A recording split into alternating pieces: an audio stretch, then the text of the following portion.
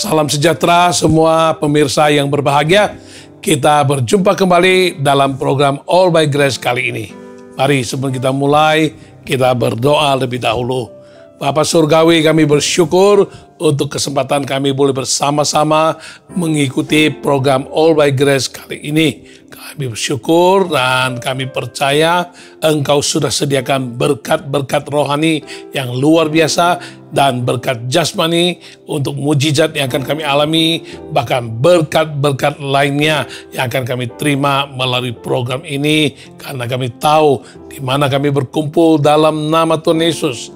Engkau hadir, dan bila Engkau hadir, ada sesuatu yang indah dan ajaib yang Engkau sediakan bagi kami, dan Engkau akan berikan kepada kami semua yang penuh dengan kerinduan dan iman kepadamu. Terima kasih Tuhan. Urapi hamba-Mu, urapi semua yang mendengar, berkati acara ini dari awal, pertengahan hingga pada akhirnya.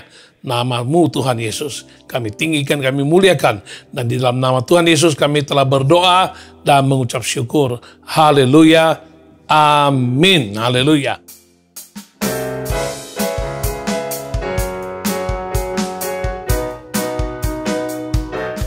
Aku ingin selalu berada dalam hadirat-Mu.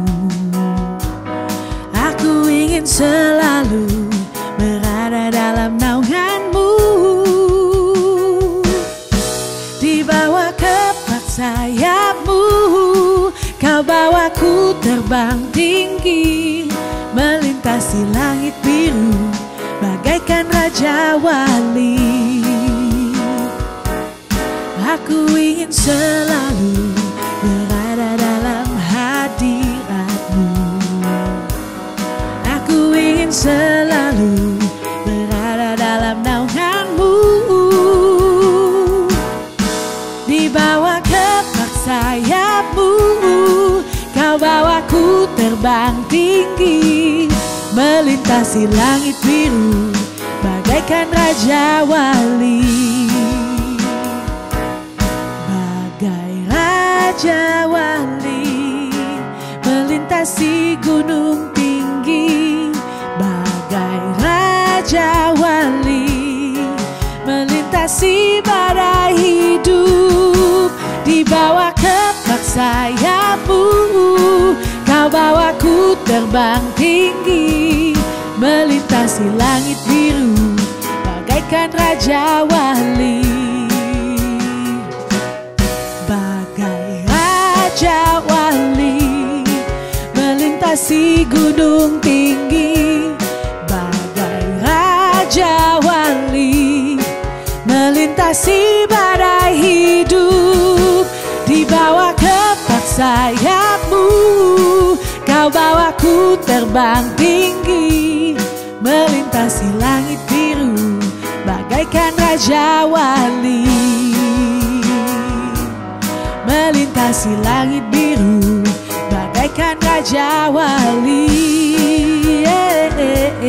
Melintasi langit biru bagaikan Raja Wali. Ya, keberhasilan merupakan satu kerinduan hati dan harapan setiap orang, atau dengan kata lain, tidak seorang pun yang tidak ingin memperoleh keberhasilan.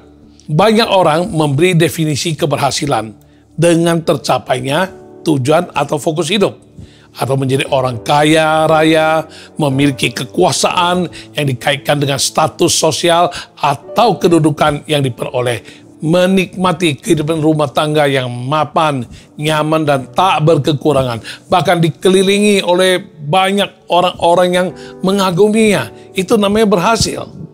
Ya, demi menggapai keberhasilan, banyak orang berusaha banyak belajar, mencari informasi yang lengkap, berkonsultasi kalau perlu dengan para pakar, termasuk orang-orang yang telah meraih keberhasilan hidup.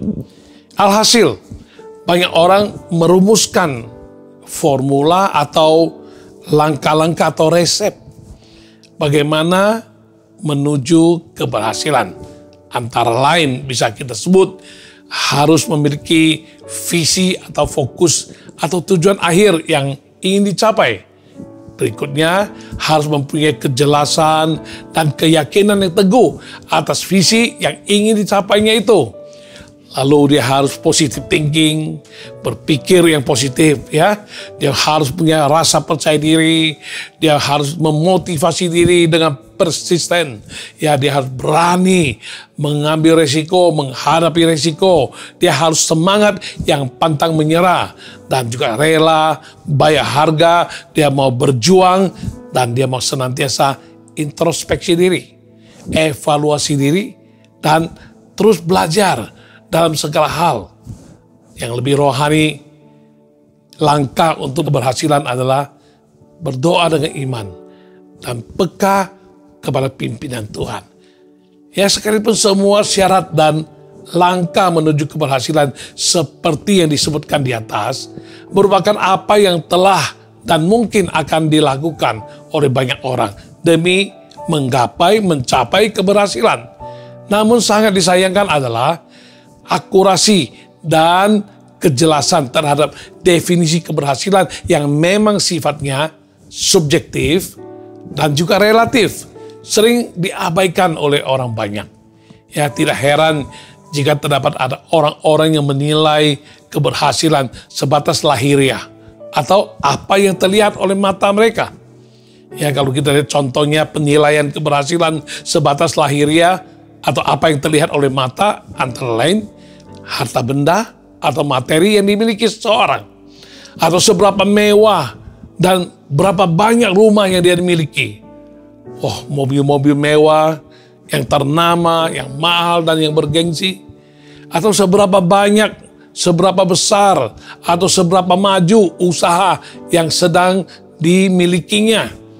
Bahkan penampilan outfitnya yang dapat menunjukkan kekayaan dan kemewahan, juga ketenaran atau reputasi seseorang.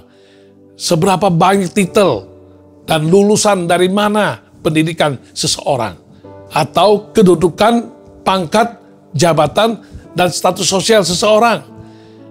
Keluarga yang rukun, harmonis, hidup dalam berkelimpahan, atau seberapa besar dan seberapa banyak donasi sosial yang pernah dikeluarkan. Itulah ukuran atau penilaian orang. Secara kasat mata, apa yang terlihat. Tapi ada juga orang yang menilai keberhasilan dari sudut moral atau sudut moral antara lain, sekalipun kaya raya, namun sangat bersahaja, sederhana orangnya, low profile, ya. Orang kaya tapi dia sangat rendah hati, ya. Dia orang kaya tapi dia setia dalam segala segi terhadap semua lini. Ya, siapapun dia tetap setia, hal apapun dia tetap setia. Bahkan orang ini adalah orang yang berkomitmen. Dia pegang janji dan tepati janji. Bahkan dinilai seorang yang berhasil adalah seorang inspirator. Dia juga sebagai motivator, mentor, dan konselor yang diakui oleh banyak orang. Dan orang berhasil dinilai juga orang yang senantiasa menunjukkan empati. Dia proaktif, ya, dan dia peduli sesama dan lingkungan. Bahkan ada juga yang menilai orang berhasil adalah integritas yang nyata. Dia bukan sekedar berkata-kata, tetapi dia bertindak selaras dengan kata-katanya. Ya, lebih dari itu, ada yang menilai orang yang berhasil secara moral adalah orang yang berkarya bakti nyata bagi bangsa dan negara serta sesama. Dan ada yang menilai orang berhasil adalah orang yang semangat. Dia konsisten, berbagi tanpa pamrih, bukan cari nama, bukan cari untuk balasan atau imbalan. Dia tanpa harap apresiasi atau dipublikasi atau tidak, dia tidak peduli. Bahkan ada juga yang menilai orang yang menggapai keberhasilan adalah kepala rumah tangga yang terpuji. Dia paham tugas pokoknya dan fungsi dirinya dilakukan dengan baik. Ya, terlepas dari bagaimanapun atau apapun dasar penilaian terhadap keberhasilan seseorang, penilaian yang benar dan bijak, tepat dan akurat hanyalah ada pada penilaian menurut sudut pandang Tuhan, bukan menurut sudut pandang manusia. Seberapapun tinggi keberhasilan menurut sudut pandang manusia, tetap tidaklah 100% tepat. Tidak 100% akurat, karena standar manusia terbatas, tidak abadi, dapat terpengaruh dan dipengaruhi. Tetapi kalau standar penilaian dari Tuhan tidak pernah terbatas. Sifatnya abadi, adil dia, benar, bahkan tak terbantahkan, apalagi terpengaruh atau dipengaruhi. Jika demikian, apakah yang dimaksud dengan keberhasilan? Keberhasilan yang sesungguhnya adalah keberhasilan dari sudut pandang Tuhan, bukan dari sudut pandang manusia. Tema All by Grace kali ini adalah keberhasilan.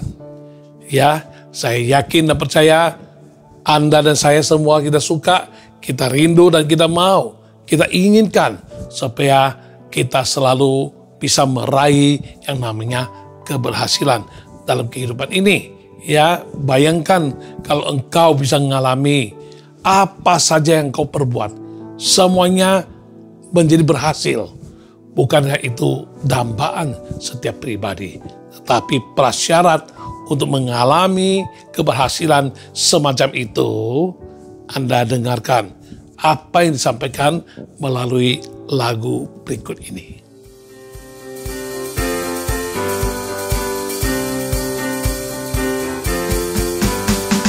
Berbahagialah orang yang kesukaannya ialah Taurat Tuhan dan yang merenungkannya siang dan malam. Ia seperti pohon yang ditanam di tepi aliran air, yang menghasilkan buahnya pada musimnya, dan yang tidak layu daunnya. Apa saja yang diperbuatnya pasti berhasil. Berbahagialah orang yang kesukaannya ialah Taurat Tuhan dan yang merenungkannya siang dan malam. Ia seperti pohon yang ditanam di tepi aliran air, yang menghasilkan buahnya pada musimnya, dan yang tidak layu daunnya. Apa saja yang diperbuatnya pasti berhasil, dan yang tidak layu daunnya. Apa saja yang diperbuatnya pasti berhasil, pasti berhasil, pasti berhasil.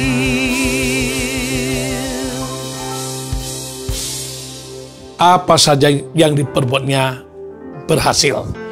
Nah, mari kita bersama-sama mengenal lebih dalam lagi definisi tentang keberhasilan yang sesungguhnya bagi anak-anak Tuhan. Antara lain, pertama, keberhasilan yang sesungguhnya adalah keberhasilan dari sudut pandang Tuhan. Mazmur pasal 1 ayat 1 hingga ayat ketiga seperti yang dinyanyikan dalam lagu yang baru saja kita dengarkan. Ya, berbahagialah orang yang tidak berjalan menurut nasihat orang fasik, yang tidak berdiri di jalan orang berdosa, dan yang tidak duduk dalam kumpulan pencemooh. Tetapi yang kesukaannya ialah Taurat Tuhan, dan yang merenungkan Taurat itu siang dan malam. Ia seperti pohon yang ditanam di tepi aliran air, yang menghasilkan buahnya pada musimnya, dan yang tidak layu daunnya. Apa saja yang diperbuatnya berhasil. Nah, kita kenal ada ungkapan dalam bahasa Inggris yang berkata, "Show me your friends and I can tell you who you are." Ya, dari acuan kitab Mazmur di atas memperlihatkan juga kita sebagai makhluk komunal memang tidak hidup menyendiri. Sebaliknya, ada orang-orang di sekeliling atau di sekitar kita. Dengan demikianlah kita membangun relasi, berinteraksi, bahkan saling mempengaruhi dan dipengaruhi. Memang sah-sah saja dengan kenyataan demikian yang tak terhindarkan dari kehidupan kita bermasyarakat. Dari orang-orang di sekeliling atau yang di sekitar kita. Seharusnya kita dapat menimba sesuatu yang positif dan produktif, sehingga menambah wawasan serta pengetahuan yang memungkinkan kita untuk lebih mudah meraih keberhasilan. Walaupun demikian, harus diakui dan diwaspadai terhadap kemungkinan negatif serta yang destruktif yang mungkin saja disebabkan oleh orang-orang di sekeliling atau di sekitar itu juga. Ya, keberhasilan yang mereka tunjukkan atau tawarkan haruslah dengan bijak, sehingga tidak begitu saja kita menerima tanpa ada penyaringan, pertimbangan, dan dasar tolak ukur menurut kebenaran firman Tuhan yang menjadi standar acuan. Tidak semua nasihat orang adalah nasihat yang berhikmat. Apalagi nasihat orang fasik, mana boleh kita ikuti dan kita berjalan menurutnya. Oh, berdiri di jalan orang berdosa membuat kita cepat atau lambat akan menjadi senyawa sama dengan mereka, ya, sehingga kita akan terpengaruh oleh mereka untuk melakukan dosa yang sama dengan apa yang mereka orang berdosa lakukan. Duduk berkumpul dengan orang-orang memang sah-sah saja. Namun dengan pencemooh, apalagi kumpulan pencemooh, begitu besar pengaruh buruk yang akan diakibatkannya. Ya, ada 3 tipe manusia dengan 3 tindakan yang diungkapkan di ayat tadi. Harus menjadi peringatan sekaligus proses yang harus kita lalui dalam perjalanan hidup menuju kepada keberhasilan menurut sudut pandang Tuhan. Ya, dalam perjalanan menuju keberhasilan dari sudut pandang Tuhan, proses tersebut menuntut kita untuk bersedia bayar harga dalam hal menentukan sikap. Apakah kita akan berada dalam komunitas pergaulan sedemikian, atau dengan tegas kita berani kehilangan teman dengan memisahkan diri keluar dari komunitas atau pergaulan tersebut. Ya, dengan membayar harga sedemikian, menunjukkan ketaatan kita kepada Tuhan melalui tindakan nyata, yaitu tidak berjalan menurut nasihat orang fasik, tidak berdiri lagi di jalan orang berdosa, dan tidak duduk lagi di dalam kumpulan pencemooh. Demikian juga kita akan menjadi sadar dan kita memahami bahwa nasihat manusia duniawi, pergaulan dengan orang-orang yang tidak rohani, tidak akan mengantar kita kepada keberhasilan dari sudut pandang Tuhan. Dalam ketaatan, kita juga bayar harga untuk menyukai Taurat Tuhan, yaitu firman kebenaran Tuhan, dengan cara kita menggali, kita menekuni, kita memahami, serta merenungkan kebenaran firman Tuhan itu siang dan malam, sehingga iman dan hidup rohani kita dapat bertumbuh menjadi semakin dewasa. Dengan ketaatan kepada kebenaran firman Tuhan, kita dimampukan untuk mengerti akan kehendak dan perintah Tuhan bagi hidup kita, bahkan memungkinkan kita untuk dapat membedakan yang benar daripada yang salah. Ketaatan terhadap kebenaran firman Tuhan akan membuat kita semakin peka kepada pimpinan Tuhan. Demikian juga kita akan semakin banyak mengerti kehendak Tuhan, perintah Tuhan yang harus kita taati dengan penuh kesetiaan. Semakin berhasil kita diproses dalam hal ketaatan dan kesetiaan kepada Tuhan dengan kehendak, perintah, dan kebenaran firman-Nya, maka semakin rampung proses yang harus kita lalui dan perjalanan menuju keberhasilan dari sudut pandang Tuhan semakin dekat untuk kita meraih atau kita memperolehnya. Karena itu, Tuhan izinkan kita harus melalui suatu proses. Kita harus melalui suatu perjalanan sebelum keberhasilan kita raih. Maka kita mesti relakan diri dengan semakin mengerti kehendak Tuhan, semakin mengerti perintah Tuhan, semakin mengerti kebenaran firman Tuhan, kita akan semakin dipengaruhi oleh kebenaran firman Tuhan itu. Sehingga kita siap untuk dibentuk Tuhan, untuk boleh menjadi bejana yang bisa sesuai dengan kerinduan dan kehendak hati Tuhan. Nyatakan pada Tuhan, aku mau bagaikan bejana yang siap dibentuk oleh Engkau. Pakai hidupku bagi kemuliaan nama-Mu.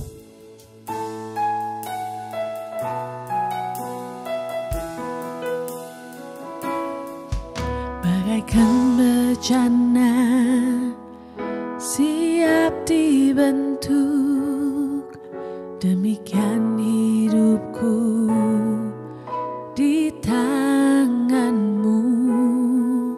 Dengan urapan kuasa Roh-Mu, ku dibaharui selalu.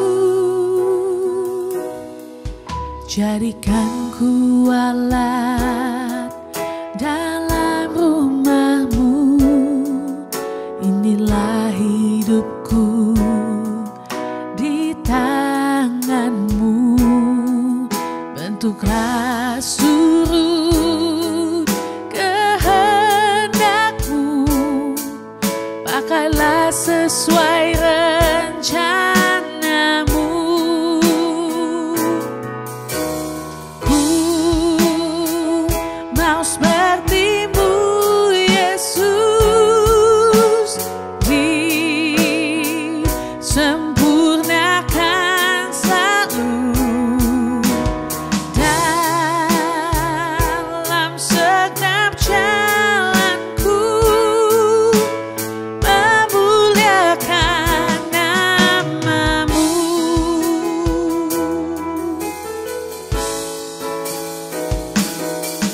Bagaikan bejana siap dibentuk, demikian hidupku di tangan-Mu. Dengan urapan kuasa Roh-Mu, ku dibaharui selalu. Jadikan ku alat dalam rumah-Mu, inilah hidupku di tangan-Mu. Bentuklah seluruh kehendak-Mu, pakailah sesuai rencana-Mu. Ku mau seperti-Mu, Yesus, disempurnakan selalu dalam segenap jalanku, memuliakan nama-Mu. Ku mau seperti-Mu, Yesus, disempurnakan selalu dalam segenap jalanku, memuliakan nama-Mu. Memuliakan nama-Mu. Memuliakan nama-Mu.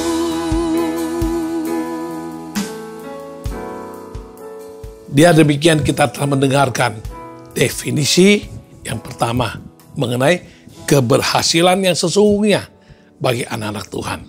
Sekarang kita lihat definisi yang kedua, ialah keberhasilan yang tidak merugikan orang lain. Ya, kita kenal istilah orang berkata tertawa di atas tangisan orang lain. Bahagia di atas penderitaan orang lain. Beruntung di atas kerugian orang lain. Ya, ungkapan demikian merupakan tanggapan atau penilaian manusia terhadap perilaku-perilaku atau tindakan-tindakan manusia tertentu terhadap sesamanya. Dan ini menunjukkan suatu sifat egosentris, egois, sifat yang hanya peduli diri sendiri, memperhatikan diri sendiri tanpa memperhatikan orang lain. Dalam kehidupan nyata di masyarakat, perilaku sedemikian tidak akan pernah bisa ditolerir oleh siapapun. Karena memang tidak baik, tidak patut, tidak elok, dan tidak etis.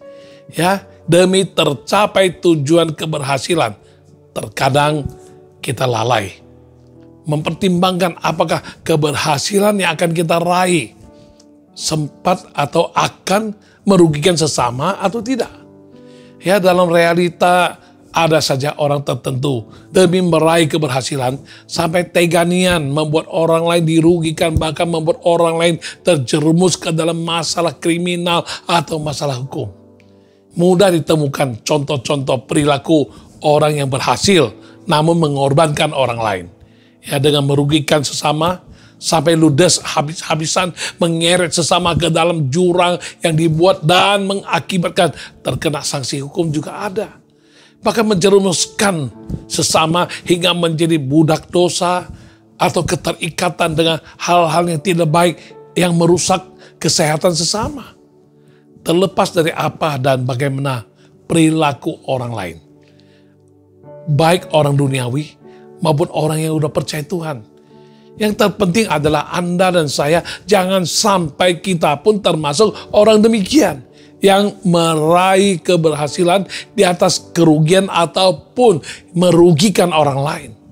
Seseorang yang dipercayakan di bagian penjualan, ia menghalalkan segala cara untuk meraih keuntungan pribadi dengan cara bersekongkol dengan temannya yang juga telah dipercayakan oleh majikan yang sama untuk mengelola pabrik. Keduanya berhasil meraih keberhasilan, mengeruk keuntungan untuk pribadi mereka berdua. Namun majikan yang mempercayai mereka sangat dirugikan. Ya, produk dari pabrik tersebut tidak terjual dan menumpuk stoknya. Setoran omset penjualan menurun tajam, sedangkan bagian penjualan tetap dia meraup untung dari omset hasil penjualan produk yang serupa dari sumber lain. Hasil kelola dari mereka berdua yang sekongkol itu.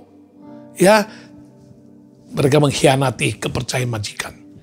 Mereka berhasil untung, tetapi majikan dirugikan dengan amat sangat. Nah, ini adalah contoh nyata dalam dunia ini. Ya, jangan sampai kita demi mendapat keuntungan, kita menghalalkan segala cara. Yang penting aku untung, orang lain dirugikan, bodoh amat. Ya, saya kadang bisa mengunjungi perusahaan dari anak saya bersama suaminya. Saat saya melihat, waduh, ini pemborosan nih. Saya bisa rasanya sayang banget gitu ya. Kalau bisa dihemat sedikit, di situ sedikit, ya kan akhirnya dikumpul-kumpul jadi banyak juga.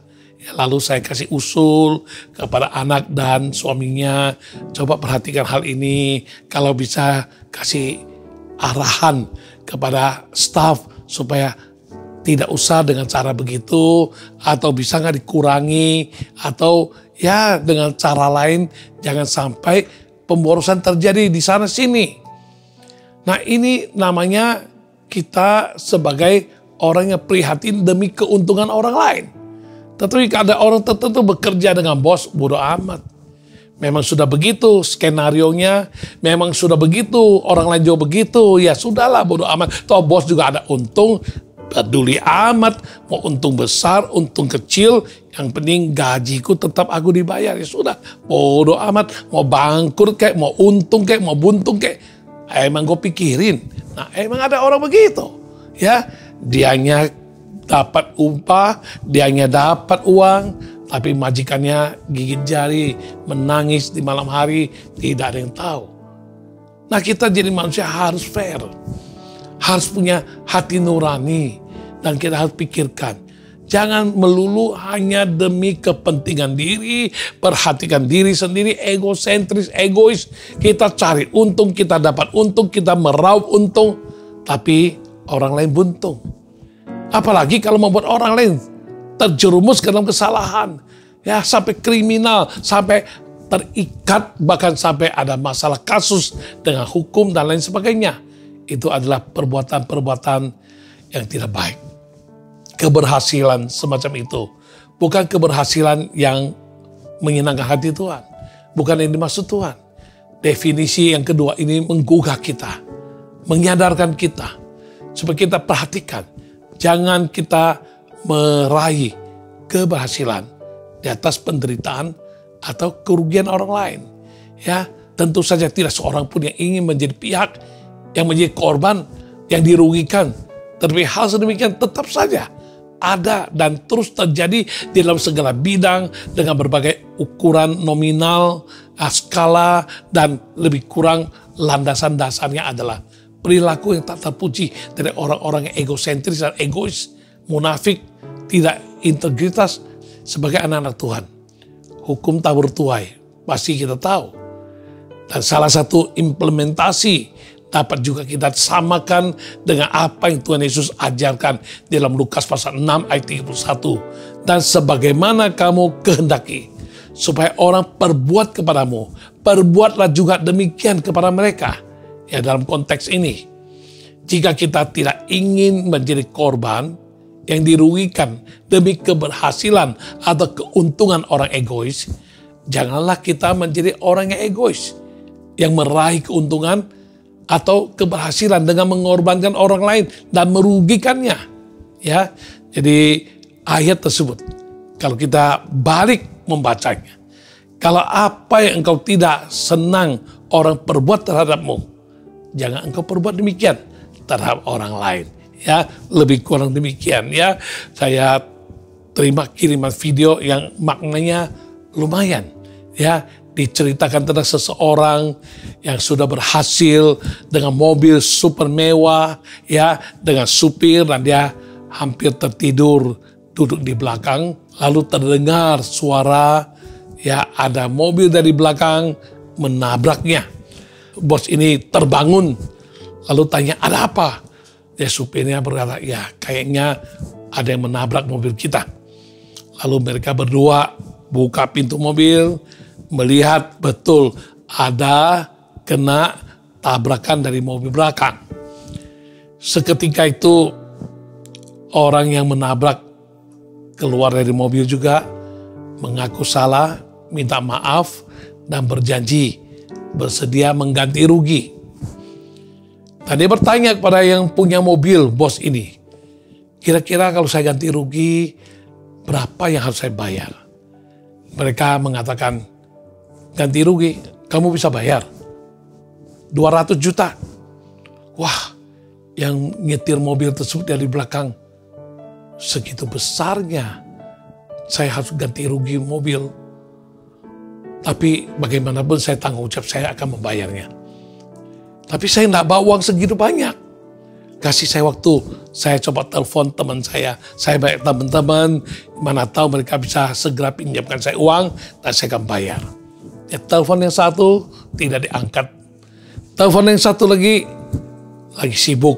Singkat kata, dalam keadaan begitu kepepet, dalam keadaan demi menebus salah, kawan-kawan yang setia, kawan-kawan yang betul-betul dapat membantu, satu persatu ngacir. Gak ada yang mau peduli.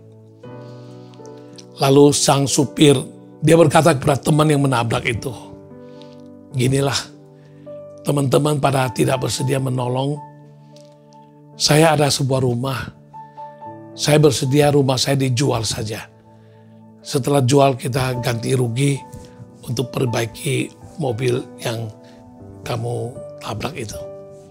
Setelah mendengar teman daripada orang yang menabrak itu, si bos ini kembali ke mobil dan dia menyampaikan pada supirnya, saya tiba-tiba teringat Saya dulu pernah mengalami kesusahan. Keadaan ekonomi lagi merosot. Teman-teman semua tinggalkan saya.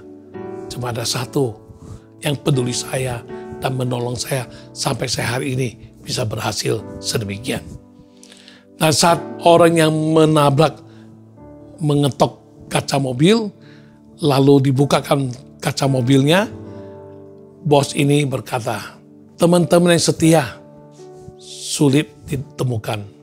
Yang bisa membantumu susah diharapkan.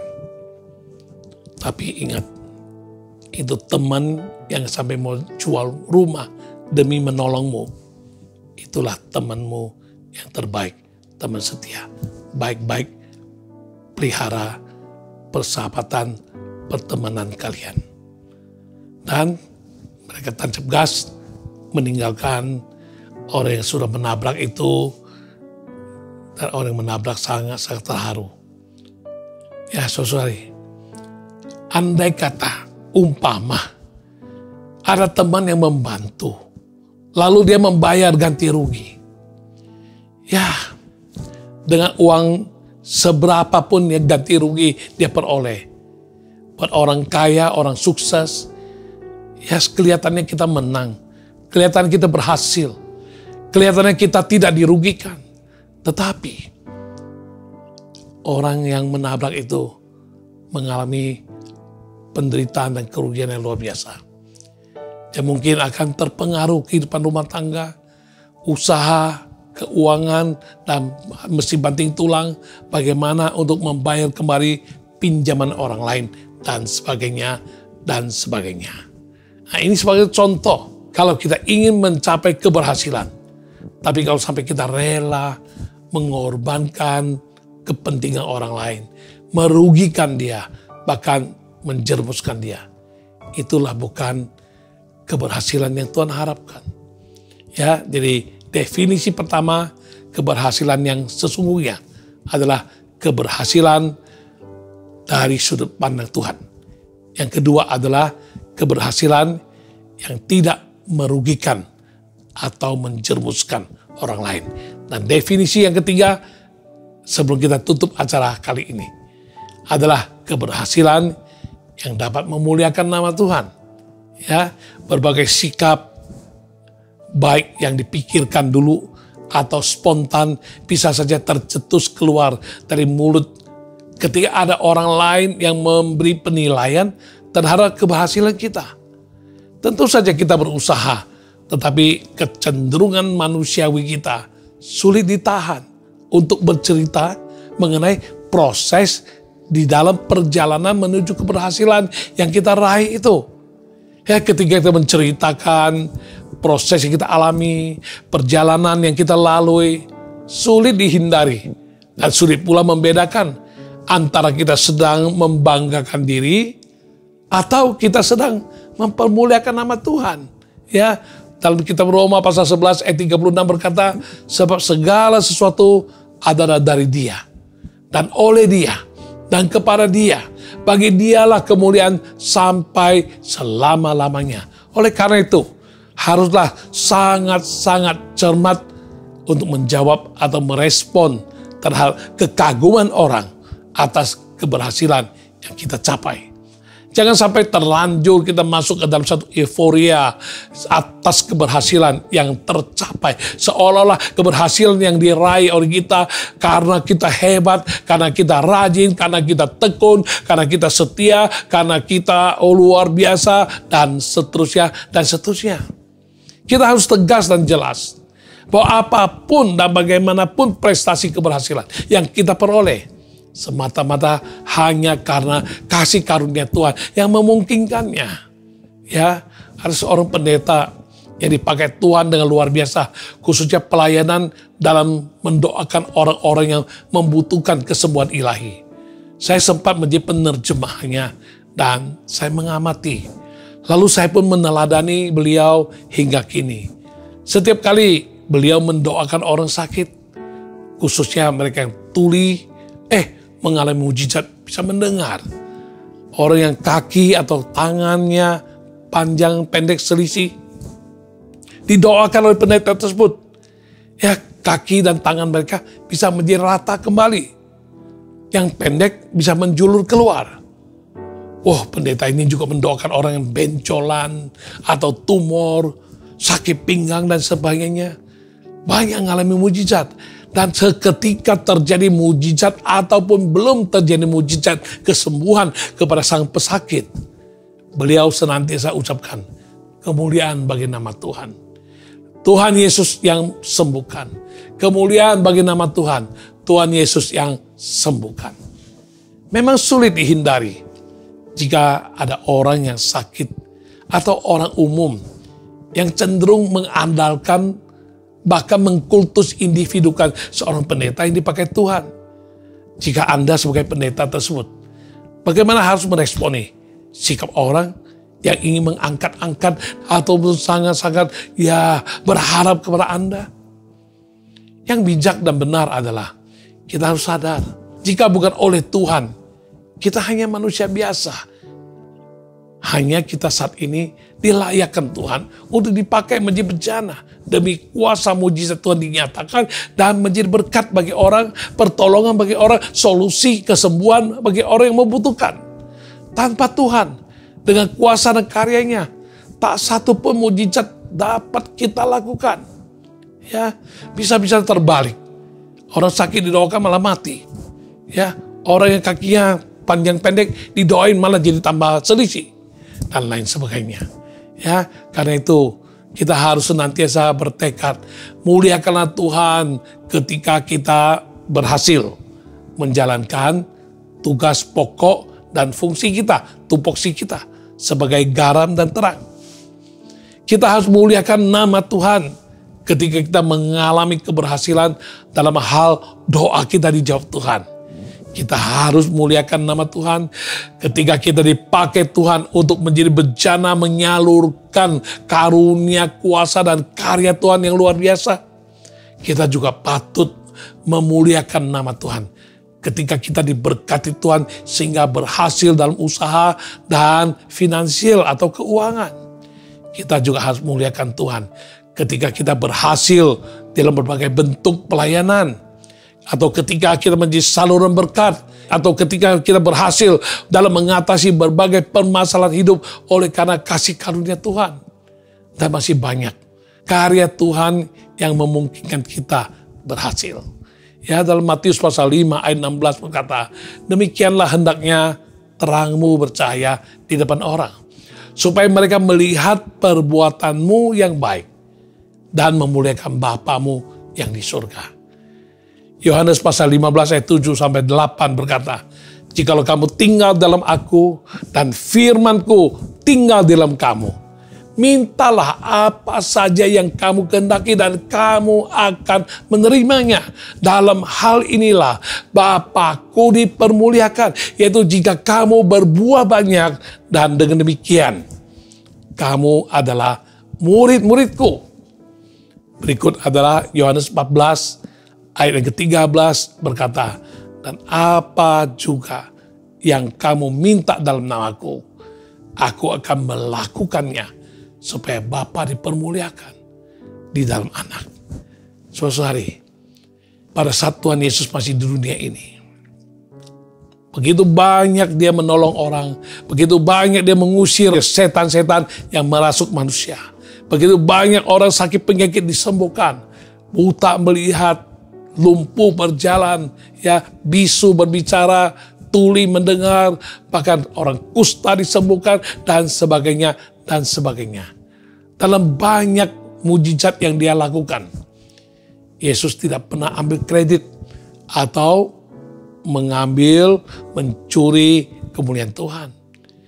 Dia selalu memuliakan Tuhan. Atau orang yang bersangkutan mengalami mujizat, dengan otomatis spontan mereka memuliakan nama Tuhan. Karena melihat karunia yang Tuhan berikan, anugerah kasih karunia yang Tuhan berikan. Sehingga nama Tuhan ditinggikan dan dimuliakan.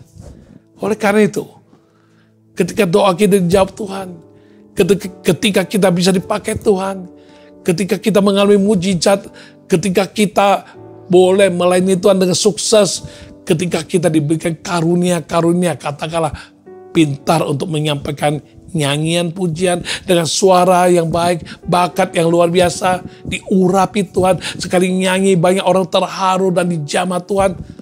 Itu semua bukan karena kehebatan kita. Kembalikanlah kemuliaan bagi Tuhan. Semua karena anugerah Tuhan. Jika bukan karena Engkau, aku tidak ada apa-apanya. Jika kita bisa main musik dengan baik, kita juga harus kembalikan kemuliaan bagi nama Tuhan. Jangan kita ambil kredit. Jangan mencuri kemuliaan nama Tuhan. Pada suatu kali mungkin engkau berkhotbah dengan dahsyat dan luar biasa. Mungkin suatu kali engkau dipakai Tuhan untuk menyampaikan kesaksian. Dan banyak orang terharu, banyak orang diberkati. Mungkin suatu kali engkau bisa dipakai Tuhan untuk mendemonstrasikan kuasa Tuhan yang melakukan mujizat yang luar biasa. Banyak orang tertolong mengalami mujizat. Saat orang mulai memuji, memujamu. Saat orang mulai mengangkat-angkat engkau. Apa responmu? Ini suatu keberhasilan. Lalu apakah kita boleh mencuri kemuliaan Tuhan? Atau kita berkata pada mereka, menjelaskan pada mereka, engkau tahu enggak? Saya bisa begini karena saya begini. Saya berpuasa 1 tahun bisa 30 hari, 1 tahun bisa 2 bulan. Atau saya banyak doa semalam-malaman, saya tidur cuma 2 jam dan lain sebagainya. Oh, Anda belum tahu. Saya setiap hari paling sedikit saya ngalami bahasa roh. Saya ngalami bisa berdoa dalam roh sampai 6 jam, 7 jam dan lain sebagainya. Tidak usah dibanggakan. Itu masalah pribadimu memupuk hubungan dengan Tuhan. Bagaimana engkau mempunyai pengalaman-pengalaman pribadi dengan Tuhan. Bukan sesuatu yang patut engkau banggakan dan memakai semua pengalaman itu sebagai suatu prasyarat untuk engkau bisa dipakai Tuhan. Belum tentu. Ya, jadi kita harus betul-betul dalam segala sesuatu, dalam situasi kondisi bagaimanapun, terhadap apapun yang terjadi, apapun yang telah kita kerjakan dan kita hasilkan. Namanya itu keberhasilan. Kita mau kembalikan kemuliaan hanya kepada nama Tuhan yang memungkinkannya. Semakin kita mengerti demikian, kita semakin rendah hati. Kita semakin mengakui siapa diri kita. Kalau tanpa Tuhan, kita tidak ada apa-apanya. Tapi dengan Tuhan, kita yang tidak ada apa-apanya, kita bisa menjadi orang yang ada apa-apanya. Ya, kita nobody, kita menjadi somebody.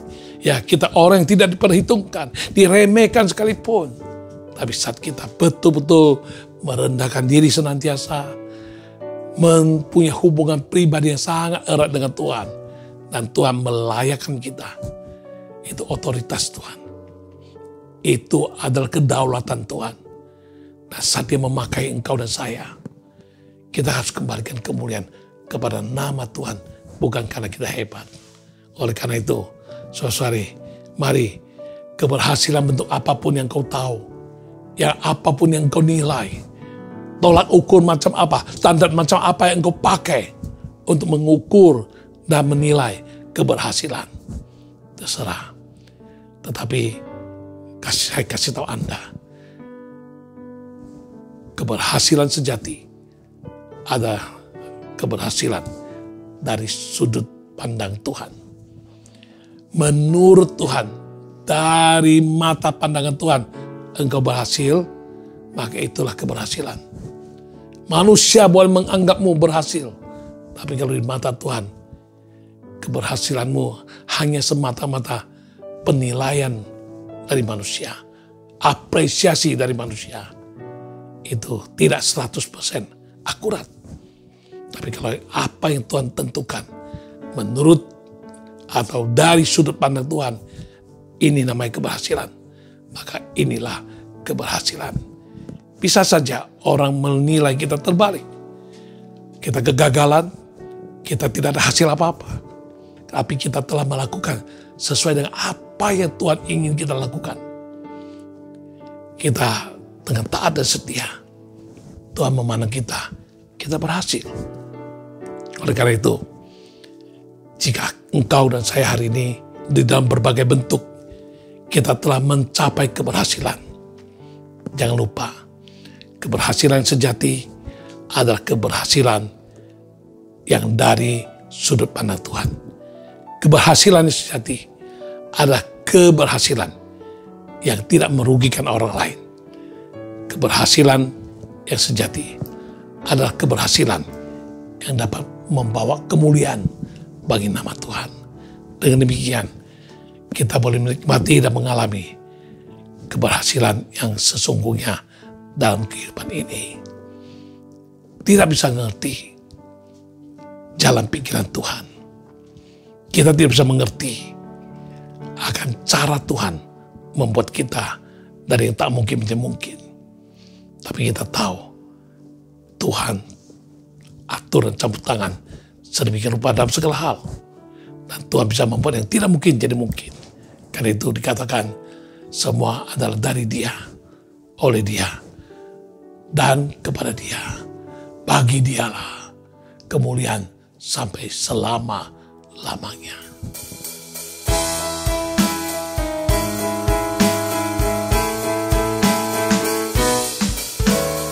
Oh, alangkah dalamnya kekayaan, hikmat, pengetahuan Allah. Sungguh tak terselidiki keputusannya dan jalan-jalannya. Oh, alangkah dalamnya kekayaan, hikmat, pengetahuan Allah. Sungguh tak terselidiki keputusannya dan jalan-jalannya. Siapakah mengetahui jalan pikiran Tuhan? Siapakah yang pernah jadi penasehatnya? Sebab segala sesuatu dari Dia, oleh Dia, kepada Dia. Bagi Tuhan kemuliaan sampai selama-lamanya.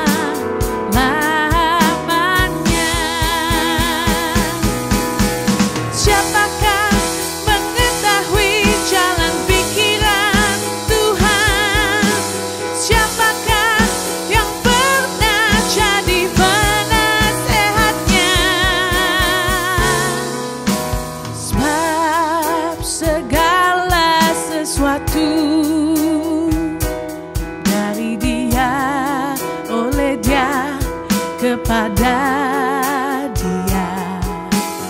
Bagi Tuhan kemuliaan sampai selama-lamanya. Sampai selama-lamanya. Sampai selama-lamanya.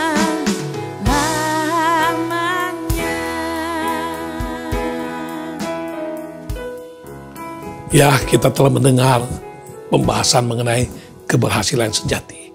Dan kita tahu keberhasilan sejati adalah menurut ataupun dari sudut pandang Tuhan. Dan keberhasilan sejati adalah keberhasilan yang tidak membuat orang lain dirugikan. Dan keberhasilan yang sejati adalah keberhasilan yang bisa membawa kemuliaan bagi nama Tuhan. Ya, kita tahu semuanya adalah dari Tuhan, oleh Tuhan, dan kepada Tuhan. Dan bagi Tuhanlah kemuliaan sampai selama-lamanya. Mari kita berdoa bersama-sama. Haleluya. Tuhan, kami bersyukur untuk apa yang telah kami dengarkan. Tuhan, Engkau meteraikan dalam roh hati kami, sehingga apa yang kami dengarkan bukan untuk mendengar lalu melupakannya, tapi kami akan merenungkannya kembali, dan dengan demikian kami boleh mendapatkan faedah yang luar biasa dari apa yang kami dengarkan ini. Sehingga kami mempunyai suatu fondasi yang benar, pengenalan, pengertian yang benar tentang keberhasilan yang sesungguhnya, keberhasilan yang sejati bagi anak-anak Tuhan. Dan dengan demikian Tuhan, kami akan menuju kepada keberhasilan menurut sudut pandang Tuhan itu, dan kami mau meraihnya, dan kami tidak akan menyesal sepanjang hidup kami. Terima kasih Tuhan. Terpuji nama-Mu Tuhan, sempurnakan semua yang telah kami dengar, seberapapun dapat kami masukkan dalam hati dan pikiran kami. Tuhan, Kau tolong kami untuk kami renung ulang, dan kami siap untuk melakukannya dalam kehidupan kami. Terima kasih Tuhan, terpuji nama-Mu. Kemuliaan hanya bagi nama Tuhan Yesus yang memiliki dan memulai dan memimpin acara All by Grace ini hingga kali ini. Terima kasih Tuhan, terpuji nama-Mu. Dalam nama Tuhan Yesus kami bersyukur, kami berdoa. Haleluya, amin. Ya, saya mau berdoa untuk semua kebutuhan-kebutuhan Anda yang sedang menyaksikan acara All by Grace kali ini. Ya, mungkin dalam benak hatimu, engkau sedang berpikir, ya enak saja pendeta membahas tentang keberhasilan adalah yang begini, begini, dan begini. Tapi saya sampai hari ini, saya tidak bisa terima mengapa orang demikian disebut berhasil. Mengapa orang yang berhasil seperti itu, ya kehidupannya tidak seperti apa yang diuraikan. Jangan kita mewakili Tuhan untuk menghakimi sesama. Apa yang kita ingin orang perbuat bagi kita, perbuatlah kita kepada mereka juga. Dengan demikian, kita akan mengalami hukum tabur tuai, kausalitas dalam kehidupan kita. Jika kita melihat mereka, menurut kita mereka gagal, tapi bagaimana jika Tuhan membenarkan mereka? Dan sebaliknya, kita melihat orang tertentu, kita merasa, oh ini dahsyat, ini luar biasa, ini berhasil. Tapi kalau Tuhan berkata, tidak demikian. Apa yang mau kita sanggah di depan Tuhan? Karena itu, Dia adalah hakim yang paling adil. Dia hakim yang paling benar.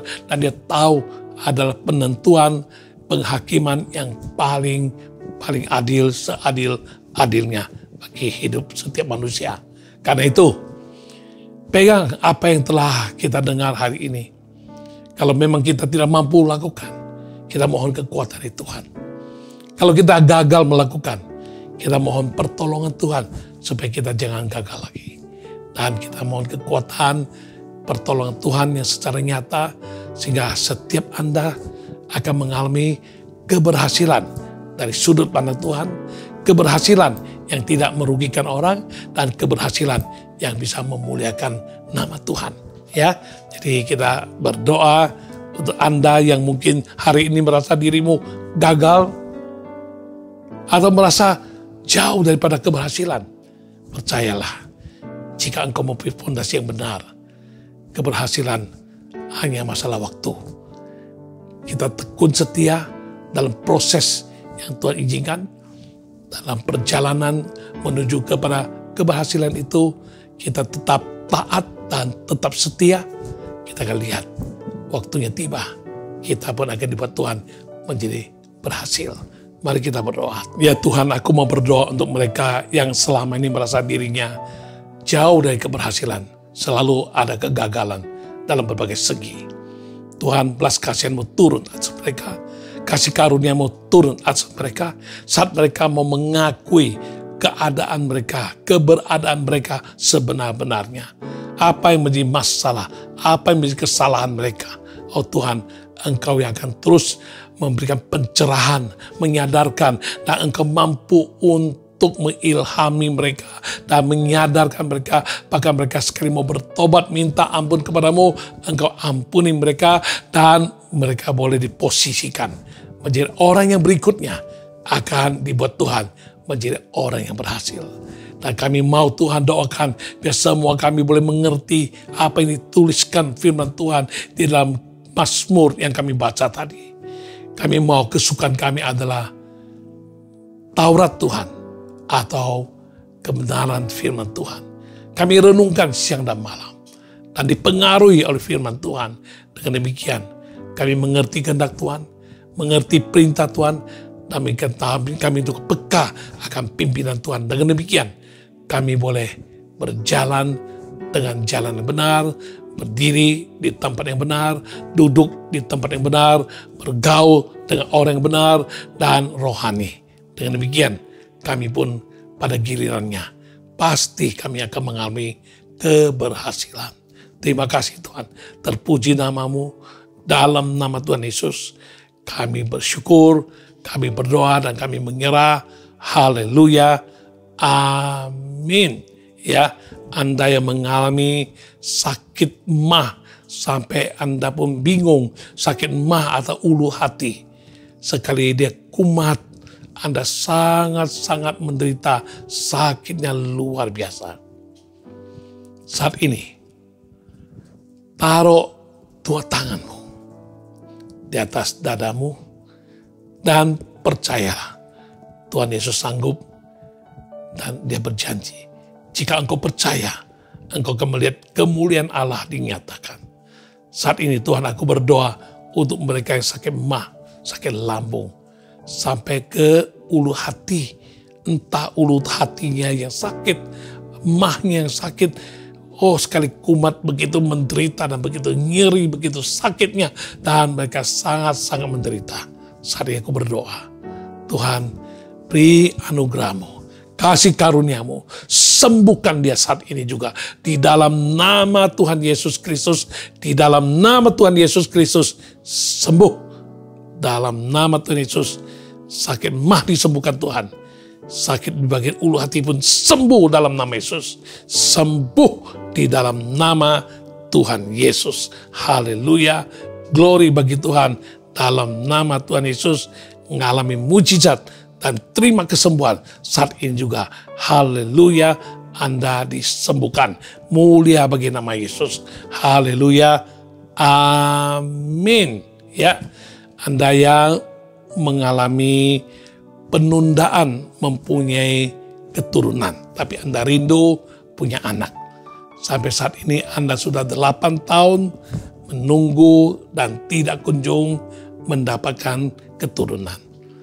Kalau Anda suami istri saat ini bersama-sama menyaksikan acara ini, mari Anda berdua gandengan tangan dengan iman, dengan penuh sehati kita berdoa, mohon Tuhan memberkati supaya kalian bisa mempunyai keturunan yang saleh, yang berkenan pada Tuhan, tepat pada waktu yang Tuhan tentukan adalah yang terbaik bagimu.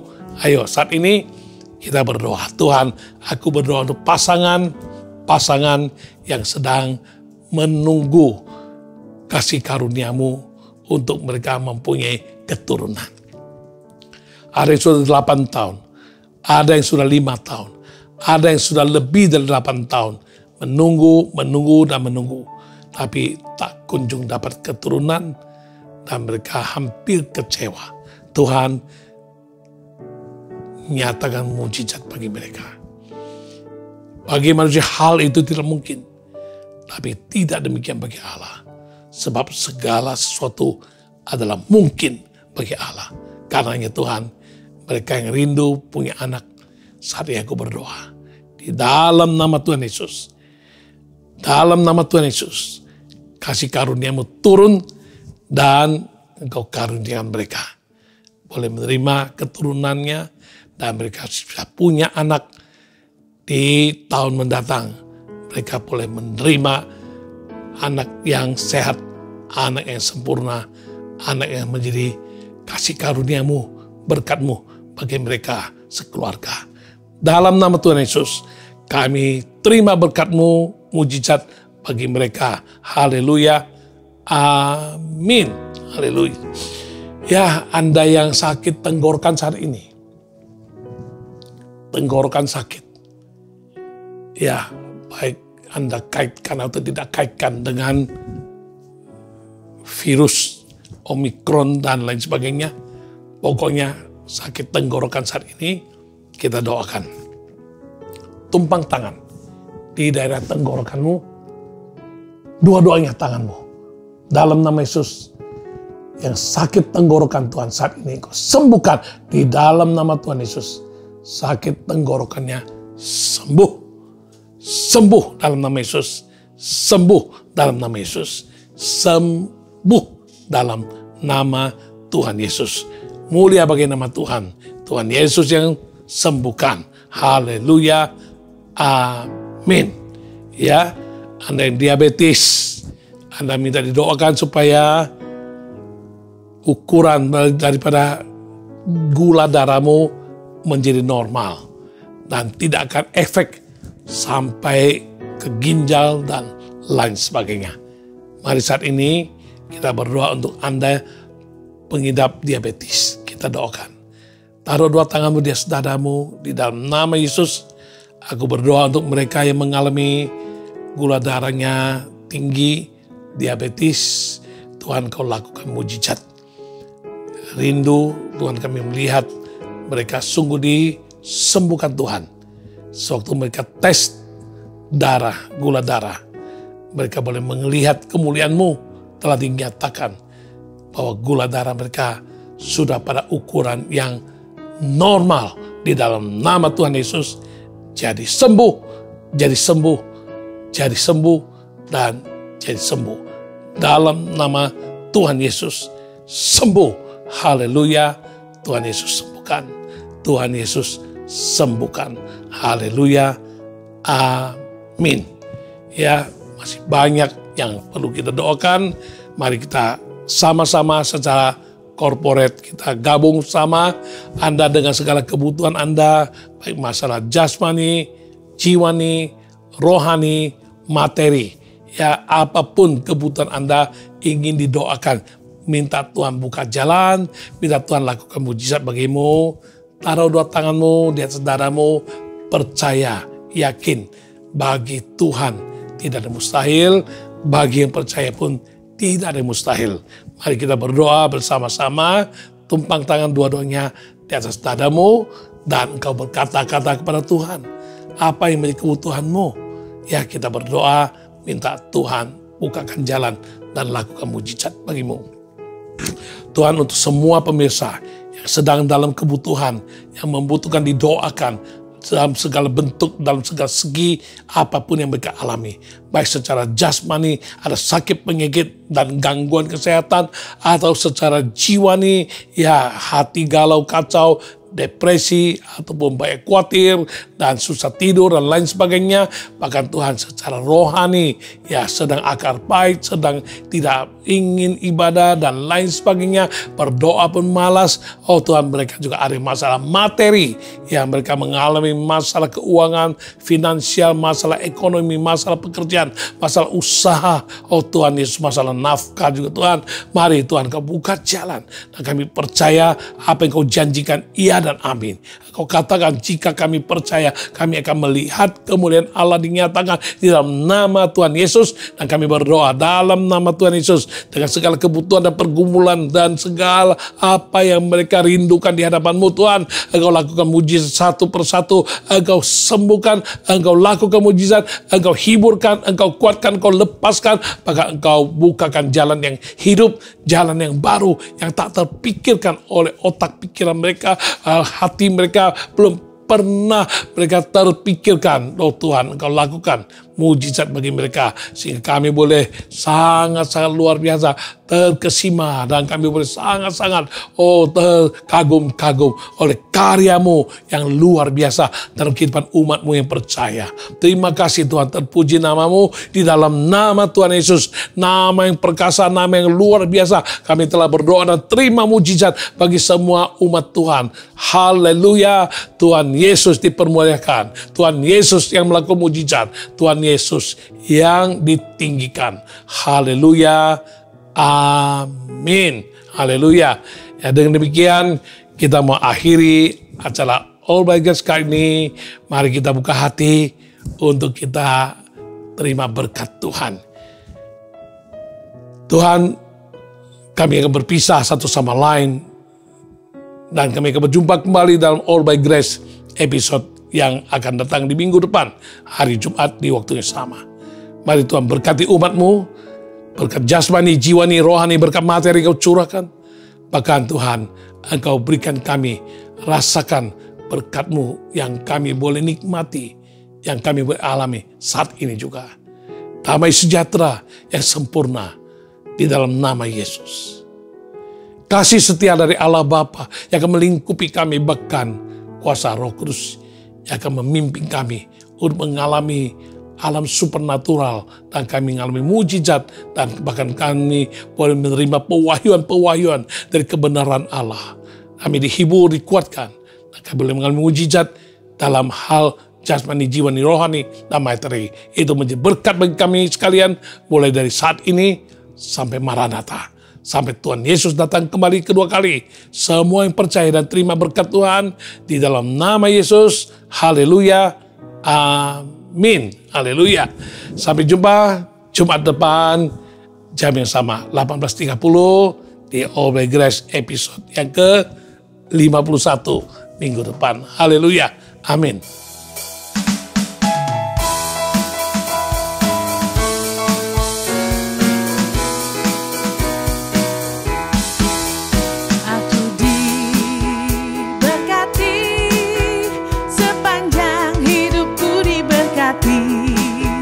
Sejak bangun pagi hari, siang berganti malam, aku diberkati.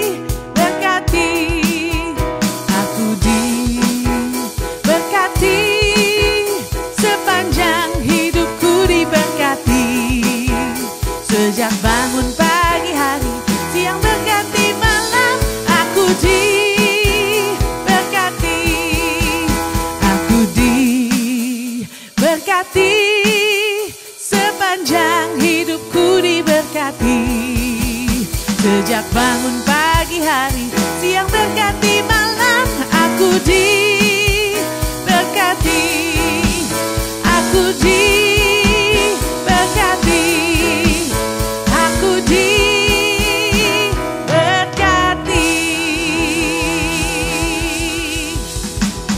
Tuhan Yesus memberkati. God bless you. Sampai ketemu minggu depan.